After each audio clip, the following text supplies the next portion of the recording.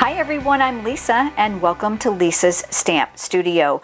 Next week, November 1st, the brand new Stampin' blends will be available to order, and I'm excited today to go over the basics with you on how to use them. You can find a complete color brochure about these markers over on my blog. If you're here visiting from YouTube, just go ahead and click on the description bar below and there'll be a link in there for you to navigate to. I didn't bring all the markers out today, although I do have them all, but you can see that there's 12 color combinations in 12 of the exclusive Stampin' Up! Color families. There are also 3 additional markers. There is an ivory and a bronze, which are great for skin tones, as well as a color lifter. And we're going to go over the color lifter as well as a basic color palette today in this quick tip video. I've pre-stamped an image today, and this comes from the holiday catalog stamp set Wishes All Aglow. I chose a simple image just to give you the basics on how to use the markers. Real important is to use Memento ink. You need to use this fade resistant dye water-based ink in order for the alcohol pens to work. So that's rule number 1. It's best to store the markers horizontally. That'll ensure that the ink stays centered in the barrel for the 2 tips. And there's one on each side. So there's a brush side here and there's a pen side here. When I say pen, it just has more of a chisel tip, which is going to allow you to get into these small areas easily, where the brush is actually for larger areas to color. I'll show you more about that in just a minute. You're going to want to use a thick Whisper white cardstock, and if you haven't noticed, it is definitely in the catalog. It also comes in vanilla. Wonderful paper with a much heavier surface because these inks bleed. So you're going to want to make sure that you have your work surface covered, and you're also going to want to make sure that when you're finished with your image that it's going to be something that you're going to mount. You wouldn't want to stamp this right on the base of your card because it will bleed through. When you're coloring, you're going to want to make sure that you replace the caps immediately because they are alcohol based. You don't want those to start evaporating, so make sure you get in the habit of taking them on and off. The square shape is going to allow them not to go rolling off your work surface, so I absolutely love that. And we've put the little dots on the caps just like we have with our Stampin' Right markers, which makes it easier for you to pull them off.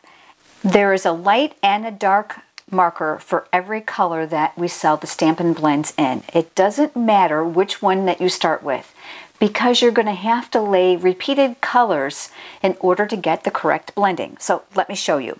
I'm going to start with the chisel tip on the Stampin' blends, and this is the Daffodil Delight. Now pull the cap off, and you can see that there's a real nice locking mechanism in here to make sure that they stay nice and moist. With the chisel tip, I prefer to use small circular motions when I color in the image. So I'm just going to go all the way around and color it in. I find too that the circular motions help me to stay inside the lines. But if you go outside the lines, oh, I've got a great tip for you with the color lifter. So I'm going to go ahead and do the same thing here and color my image in. All right, I'm just going to do 2 just for the sake of today's video and time. All right, so now we've got them colored in. I'm going to recap that, and they click so that you know that they're closed. And I'm going to choose the chiseled side now, and this is the dark. If you can't tell the colors, they are listed on the cap, so Dark Daffodil Delight. This one, I'm going to lay color a little bit across the top and then down the side, and you're going to be able to see instantly what I'm talking about as far as the color variation is concerned. I'm going to do the same thing here. I'm using small circles to control my color. I find that works better for me than just drawing a line on. But again, this is all preference. Going back to the light, that's going to help smooth out those hard lines. So take my cap off.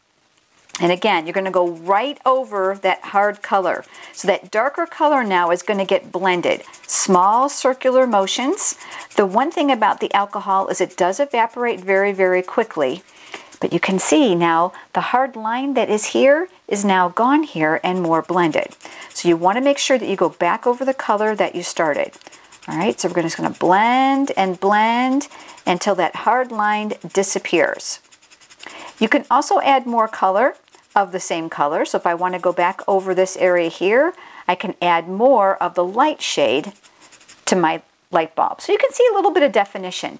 But for me, if I find that it doesn't have enough, I can go back over this again. So no, these are not for the person who does not like to color. I can tell you that right now. So if you're one of those people that's not a big fan of coloring, you probably won't like the Stampin' blends. But I don't know, I find great therapy in coloring. So now you can see the distinct definition here. All right, just for fun, I'm going to take my light one and I'm going to accidentally go outside the line here just a little bit. I think you can see that. This is where the color lifter comes in. It actually serves two purposes. So I'm going to use the chiseled end as well. I find that works best for me in a tight area. And I am just going to go back and forth over that area, and it's actually going to lift the color. What you actually see is the paper is damp from the alcohol that's inside the color lifter, and as it evaporates, it'll just look like regular paper again. The other thing this will do is it will also help you shade. So let's say we want the O to be lighter yet. So I'm just going to swirl this inside of here and a little bit outside of it just to give this a little bit of a halo of lighter color. You're going to need to allow a few seconds for the alcohol to begin to evaporate to process that color, and you can see how it's made a lighter area here on that image. Isn't that neat? I have so much more to teach you with these, and they're going to be in upcoming videos along with some really great tips. Keep in mind too that you want to make sure that you have seepage on your cardstock. That's actually how the colors blend. That's today's a quick tip on the brand new basics for the Stampin' blends.